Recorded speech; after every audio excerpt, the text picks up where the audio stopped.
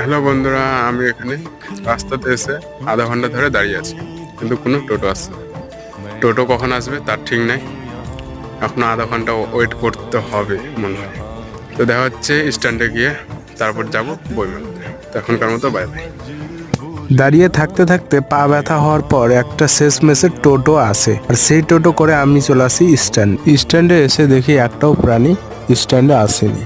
প্রাণী মানে আমার বন্ধুগুলো একটাও আসে, তাই আমি ওই বন্ধুগুলোর অপেক্ষায় রইলাম স্ট্যান্ডে। আধা ঘন্টা ওয়েট করার পর একটা প্রাণীকে দেখছি বাড়ি থেকে বের হয়ে চলে এসেছি স্ট্যান্ডে আমার কাছে।